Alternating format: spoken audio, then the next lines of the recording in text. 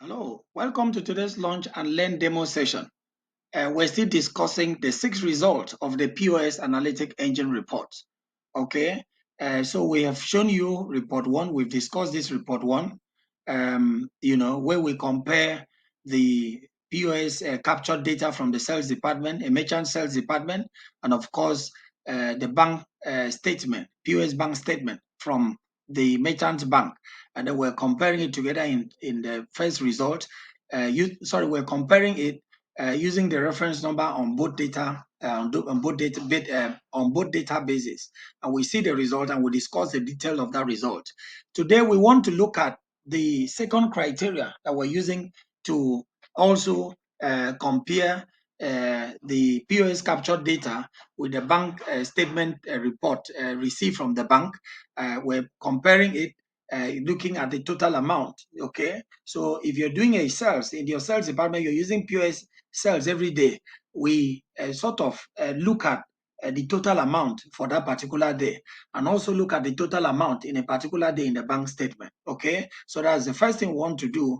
And we'll show you how you can update those amounts if they are not correct, and then we're also going to show you how you can, look at the receipt, use the scan receipt to confirm the amount in case the your sales girl or the people in the sales department had entered the data wrongly. So you can actually correct that. Now let's look at the system. So the first thing you need to do is to be able to log into the system. Once you log in here, this is a POS Analyzer menu, and then you come to run comparative analysis using POS Analytic Engine. So that's what we want to do.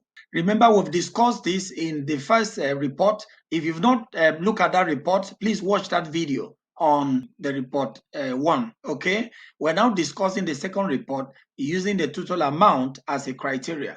Okay, so let's then pick the terminal. The first thing we need to do is to pick the business unit and then pick the business location. Like we said, even if you have 20 or 30 or 2 or 5 sales location, we can track all the POS in each of these. Software can track all the POS in each of the location, and we run analysis on them. Okay, so that's what we're basically doing here if you're watching this video for the first time. So like I said before, web has a limitation of the number of records you can display at a given time. So again, we loaded data in the previous session. We've loaded data for 30th and 31st of January. We can run both of them together because it's a relatively small data. It's about 23 record, looking at both days. But we advise for normal operation, we advise you to run it on daily basis. So you can actually pull out transactions that were not credited into your account, print out the evidence, and take it to the bank so they can do you a refund. And of course, the data we're analyzing, when you print out this data, the bank also can use and go and confirm, do reconciliation on their path so that they can refund you money. So we want to now, run this second criteria here. You need to run this criteria one after the other before you get to the final result. Okay, final result is when the final matrix is done. So I now say it should run on both data. So on my left here, you have with this green band, you have the data from the sales department, merchant sales department. This is the data, okay, that they have kept, and there are 23 records, okay, amounting to 895,402 naira. Now, this is a bank statement obtained from the bank with the blue band here. This is a bank statement for this POS transaction. Like I said, when you ask the bank to give you data, they need to give you data transaction by transaction, not a lump sum. Okay, this analysis will not be done on a lump sum. We need to know a transaction by transaction. Some bank does that, some bank doesn't do that, but you need to get them to give you the data. If you request, they will give it to you. Okay, so let's then focus on the data now. Now that we've run this analysis, if you check this column, it's a bank statement confirmed. In terms of looking at the total of each of the invoice, so we can see. So the very first one here, look at 35,000 naira. If you look at the first one here, what the system does is like a V lookup. If you're using Excel to do this, you can use a V lookup, to do this thing that we have done. Okay, so what the analyzer does is to pick 35,000 here and check for this particular day and run from the first data to the last data and check if he has 35,000. So if he hasn't found 35,000 here in this 17 record, it will come back here for this column here, sorry, for this row here, and say that I have not found it. So if you also eyeball here, we have 3,500 here, have 10,000, have 21,000. If you check all through here, we do not have 35,000. So that's why it has flagged this. Using this second criteria alone, it has flagged it as a red flag. No, I can't find 35,000. But let's also look at the data again closely. You notice that the reference number and this reference number is the same. You see 190 here, and then you have 745. You have 190, 745. If you check this reference number and this reference number is the same. So we are then forced to believe that this is the same data, this is the same transaction, because the reference number that was captured in the sales department and the reference number the bank gave to us, this reference number are the same.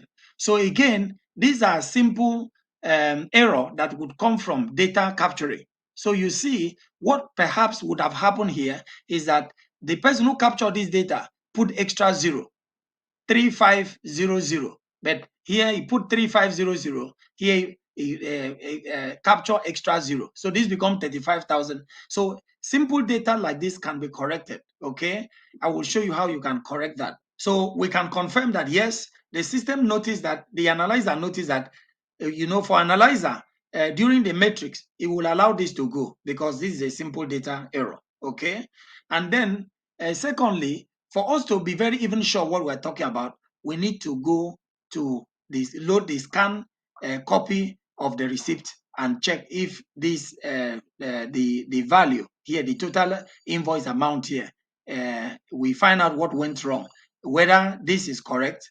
The bank then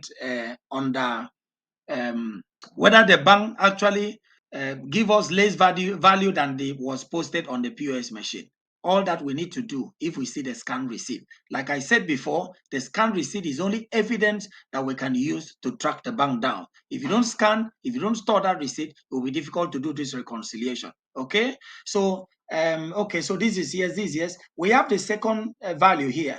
Look at here, five, the last 3 digits, 521. We also have 521 here. We have 54,000 here. We also have 34,000 here. This is will require further investigation. Okay, so we have 35,000 here, and no here 35,000 here, and we look at this number here. This is 18. We don't even have 18 here. Okay, the number that starts with 180. All the number here starts with 190. Okay, so there is no 180. So this was not even captured at all.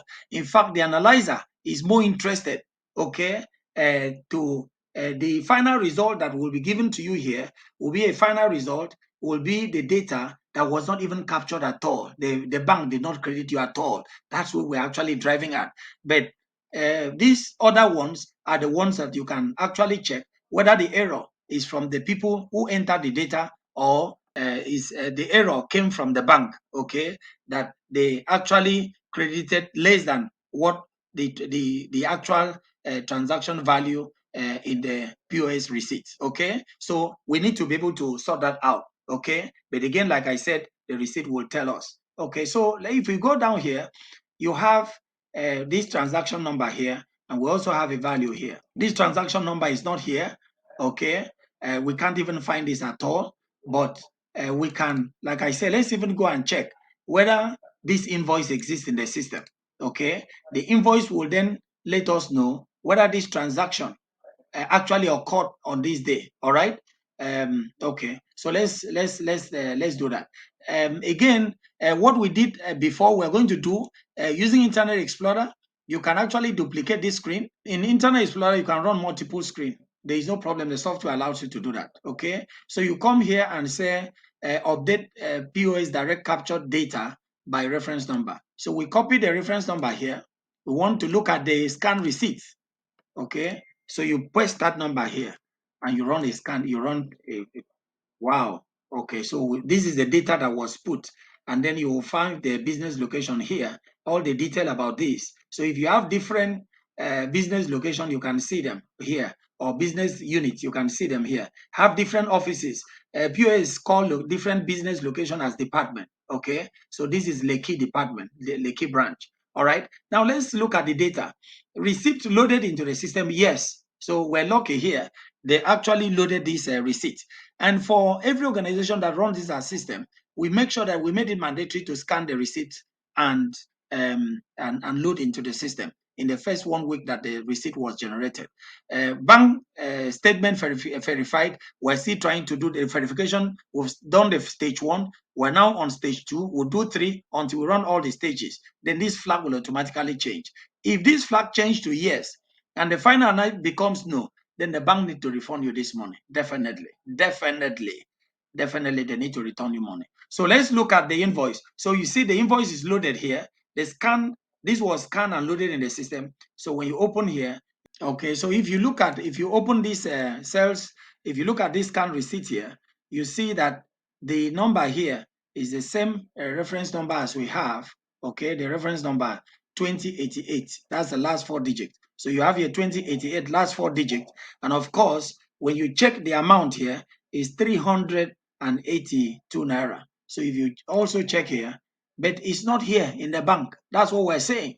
Okay, if you check this number 002088, this number is not here. These are kind of transactions that we're very, very interested to make sure that the bank return, especially if you have an evidence. If you were able to preserve the evidence that you can put on the table, you print this database, because we can print all the no here and then print all the receipts as we have seen, as we have shown here. If you want to print this receipts now, okay, for First Bank, you just come here, say print receipt, you click here.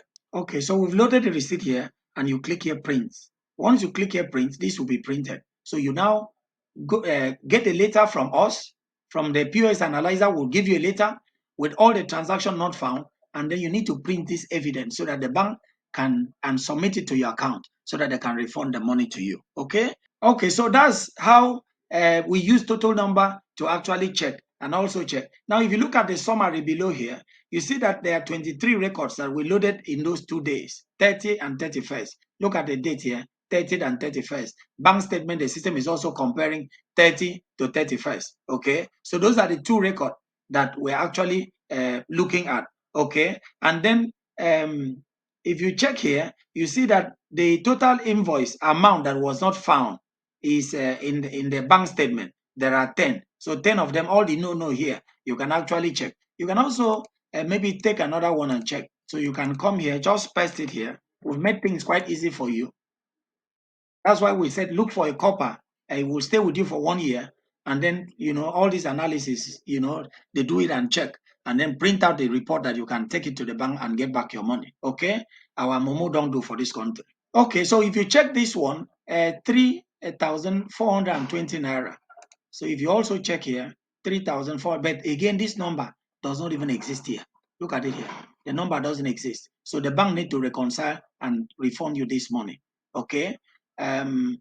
Let's do the last one. Maybe we can also check this. Okay, so 143,000 naira. See, unfortunately now they didn't load this receipt. So you will find it tough with the bank. Even though the data was captured, the receipt was not loaded. You can submit this detail to them and see, if you can win them. But if you have a receipt, there is no argument, they will refund you the money. Okay. But again, the transaction, if they are honest also, the transaction record that you have, if they check that record, if they are honest enough, the bank is honest enough, you can also submit this record to them. It's 143,000. That's why I tell you that getting someone to sit down and do this job, you may pay 30, 40, 50,000 naira. But the money that you're going to recoup, the money you're going to recover from this system is far more than that. And sometimes we ask you to pay us some of the money for even using our brain to get this guy to do the job. Again, if you don't have the money to subscribe to this software, it's very cheap. It's very cheap. We're charging very small money for each transaction that you run. Okay, but we want people to begin to be aware that look, when you ask the bank to collect money as a collecting agent. The bank collects money. When they give you a POS to use, they are the collecting agent. They need to be honest in accounting the money back to you. That's what we're actually trying to make people be aware, especially merchants that are using POS in Nigeria. Okay. Again, I'll see you in the next report. We've discussed the first report. If you have not watched, please go and watch that video. This is the second report using the second criteria. And in the next video, I'm going to take you through the third report. And we same data we're looking at different scenarios, so that when we come out, when the system generates the data that was not found, you yourself will be very sure, you're very confident going to the bank. If they refuse to refund your money, what are the court doing for? Take all the evidence you have, call a good lawyer, go to the court, and you recover your money. More information on how to stop POS fraud in Nigeria, please visit www.posanalyzer.com. And on the menu, please click on demo video. You will see all the videos that we have done, all the tutorials that we have done on this subject. Better more, you can search and subscribe to my YouTube channel at Evans Uko. You will see all the videos that we have made and all the tutorials that we have made on this subject. Even the new researches and revelations that we are having about the fraud that is going on the use of POS terminals in Nigeria, you will be able to follow all the discussion. Better still, please WhatsApp me on the number on the screen. And of course, you can also tweet at me. Please share this video to all merchants in Nigeria using POS. Number one reason why you must share this video is to help them reconcile their POS account with their various banks. Number two reason is to help them recover their money from the bank from all uncredited transactions. Thank you, and I'll see you in the next edition. The money, okay? So I'll see you in the next edition. Thank you for staying here with me.